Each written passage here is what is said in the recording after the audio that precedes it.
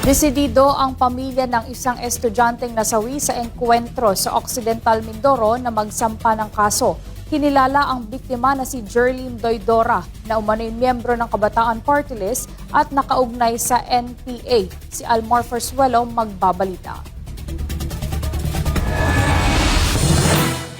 Kabataan Party List, please po, nakikiusap po kami, tigilan niyo na po ang paggagamit niyo sa anak ko.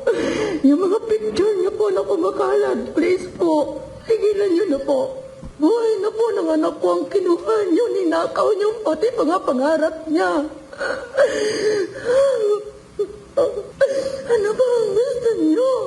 Galit at pagkamuhi ang nararamdaman ngayon ni Aling Merlinda Doidora sa Kabataan Party List matapos na mapag-alaman niyang nasawi ang kanyang anak na si Jerlyn Doidora sa isang engkwentro sa pagitan ng militar sa Abra de Ilog Occidental Mindoro nitong Enero 1 taong kasalukuyan. Si Aling Merlinda ay isang OFW at napilitang umuwi dito sa bansa upang makita sa huling sandali ang kanyang anak. Anya, wala silang alam na sumali si Jerlyn sa Kabataan Party List at hindi niya inakala na sa kanyang pag-uwi ay isa ng bangkay ang kanyang pinakamamahal na anak. Yung pagsali na to ng Kabataan Party List, hindi namin alam to. Dali-dali po ako umuwi kasi isa po akong OFW. Makasakit po sa isang magulang. Inunod na kuya niya na siya. Matatanda ang ilang beses nang isinawalat ng mga dating kasapi ng rebeldeng NPA na ang Kabataang Party List ay isang legal front ng CPP, NPA, NDF kung saan nagre-recruit ang mga ito ng kabataan na mamundok at mamuhay bilang mga NPA. Samantala, hindi rin napigilan ni Gina Madis, ina ni Stephanie Joy Borinaga, ang maiyak nang malaman na kasali sa engkwentro ang kanyang anak. Nagpaalam lang ang anak na pupunta sa Maynila ngunit napunta sa Mindoro dahil na-recruit ng anak bayan. Ang paalam niya dito lang sa Metro Manila. Hindi ko alam kung bakit na-recruit siya sa mga ganyang samahan.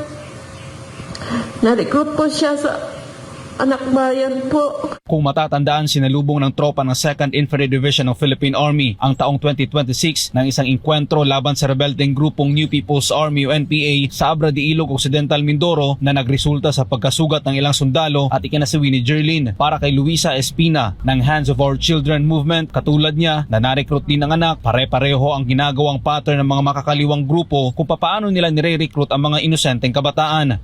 Karamihan po sa mga anak namin na wala po ng December. So ganyan din po ang aming anak at ganon din po sa mga Hands of Our Children Movement. Same pattern po.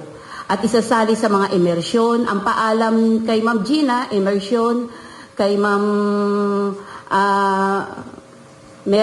Merlinda is camping. So pare-pareho, iba-iba lang ng tawag. Ngunit same pattern na idadalhin sila sa kabundukan. At pag nandoon na sila, matatrap na. Katulad ng anak ko, natrap na. Akala sabihin na mag-aaral lang o magtuturo sa lumad. Ngunit saan ba nadala yung anak ko? Guerrilla Front 55, Guerrilla Front 2, Guerrilla Front 18. So, ito yung mga NPA na nasa kabundukan. Binigyan diin pa ni Espina na ang pagkawala at pagkasawi ng ilang mga kabataan ay bunga ng terror grooming na ginagawa ng Makabayan Bloc na nasa Kongreso. Ano po ba yung mga organisasyon na sinalihan ng mga anak namin? Recording in progress. Anak Bayan, Kabataan Party List, Gabriela, at marami pa pong iba. Na ito ay nakaupo pa sa mga ating gobyerno. Kaya kinukundina namin yung nangyari sa anak namin. Yung nandito po, larawan po kung paano natiterror grooming ang mga kabataan. Ang anak ko hanggang ngayon nasa kulungan. Hirap man dalawin dahil nasa agusan. Ang anak ni Ma'am nasawi. Ang anak ni Ma'am missing pa rin. At marami pa rin sa Hands of Our Children ang nawawala 10 taon, 9 taon, at maraming ina na nagkakaroon ng sakit ng depression. So ito yung mga biktima. Samantala, desidido naman ang kampo ni Aling Merlinda na sampahan ng kaso ang Kabataan Party List. Plan po namin ngayon ay magpa-file po kami ng case sa kabataan party list na yan, sa nagdala sa anak ko at nagbigay ng kapahamakan. Noong Enero 8, na-rescue ng Philippine Army si Chantal Anicush, 24 anyos, isang PhilAm na kasama ng NPA sa engkwentro sa sitio Mamara, Barangay Cabacao, Abradi Ilog. Umaasa si Aling Gina na makapagbibigay si Chantal ng impormasyon tungkol sa kinaroroonan ng kanyang anak. Para sa Diyos sa Pilipinas, kung mahal Almar Forzuelo, SMNI News.